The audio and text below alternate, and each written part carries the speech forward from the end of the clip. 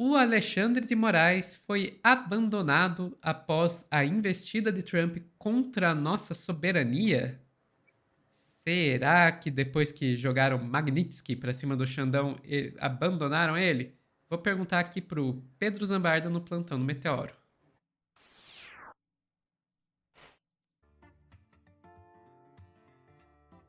Será?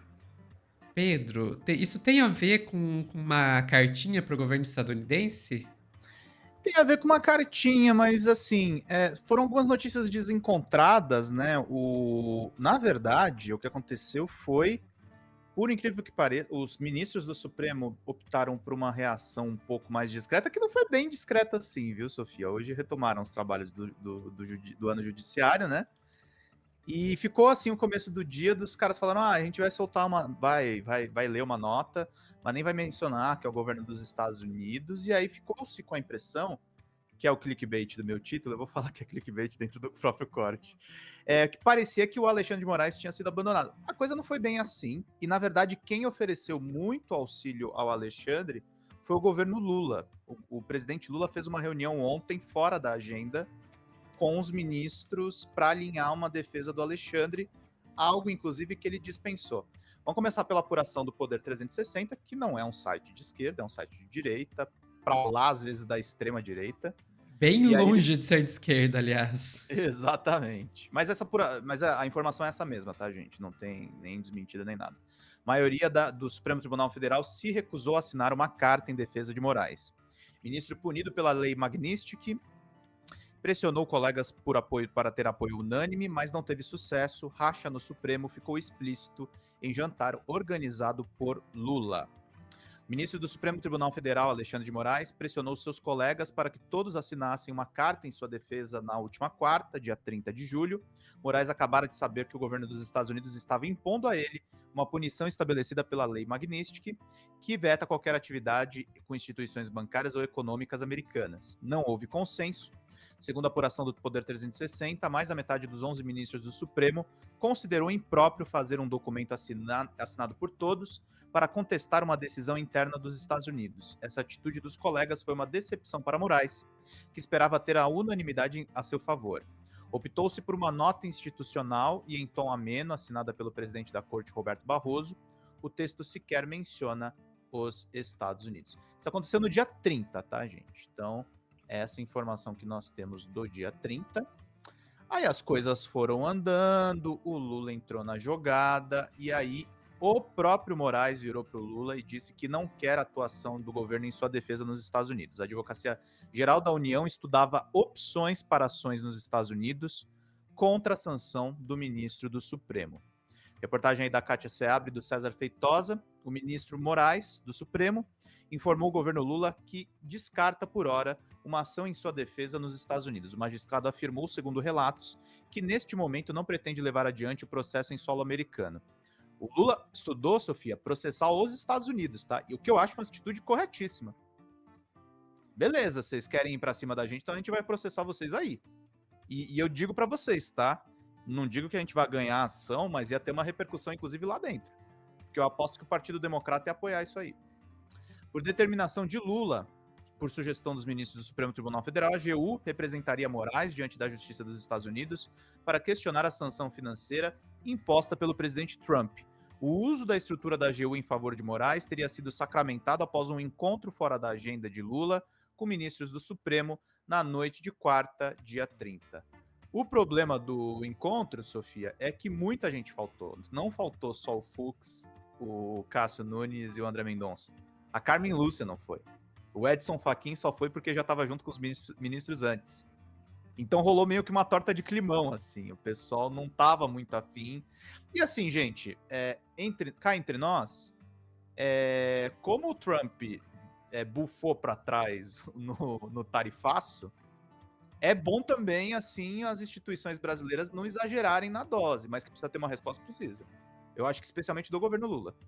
Eu não falo nem da Suprema Corte. Eu acho que o governo Lula tem que defender a soberania do país. Só que não teve uma cartinha muito efetiva, mas teve uma pá de discurso de ministro hoje, descendo a lenha no Eduardo, descendo a lenha no Trump, descendo a lenha em todo mundo. Então a gente vai começar pelo presidente da corte, o Barroso, que falou: quem ganha as eleições leva, quem perde pode tentar a próxima, e quem quer que ganhe precisa respeitar as regras do jogo. Essa é a nossa fé racional, e como toda fé sinceramente cultivada, não pode ser negociada. 34 segundos do Barroso, vamos lá. Quem ganha as eleições, leva. Quem perde, pode tentar ganhar nas eleições seguintes. E quem quer que ganhe, precisa respeitar as regras do jogo e os direitos fundamentais de todos. Isso aqui é uma democracia constitucional. Essa é a nossa causa, essa é a nossa fé racional. E como toda fé sinceramente cultivada, não pode ser negociada. Obrigado pela atenção. Não pode ser negociada. O Gilmar Mendes já foi na veia do Eduardo Bolsonaro. Vamos trazer aqui para vocês, falando que ele fugiu do Brasil. E vamos ver o que foi dito.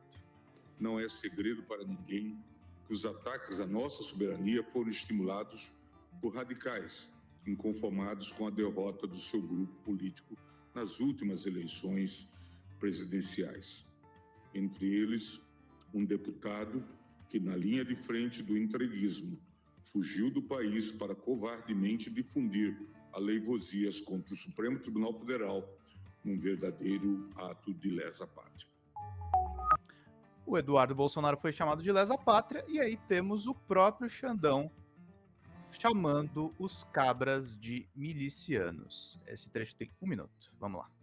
Demonstrando não existir limites para a ousadia e covardia dessa organização criminosa, que será, como bem disse o ministro Gilmar Mendes, será responsabilizada. Será integralmente responsabilizada. E na mais característica criminosa dessa verdadeira organização miliciana, ao fazerem as postagens, dizem: ainda há tempo caso você aceite a torpe recuação. Acham que estão lidando com pessoas da laia deles, acham que estão lidando também com milicianos, mas não estão lidando com ministros da Suprema Corte Brasileira, demonstrando não existir limites para ousadia e covardia. É isso, Sofia. Eu acho que teve uma reação contundente. Uma outra ausência na reunião do Lula foi do Dias Toffoli, mas acho que o Dias Toffoli tem problemas não só no caso do Xandão, né? Ele tem um histórico bem complicado com o presidente da República. Acho que é por isso que ele não foi na reunião extraoficial. Eu acho que o Supremo está se defendendo, entendeu? Eu acho que só está sendo uma reação um pouco mais serena, porque o governo brasileiro está preocupado com a questão das consequências econômicas do tarifaço, né? Que são consequências econômicas que serão muito menores do que se esperava, mas ainda existem, né? E apesar de que elas vão acabar sendo para setores mais específicos, não para a população como um todo, são setores que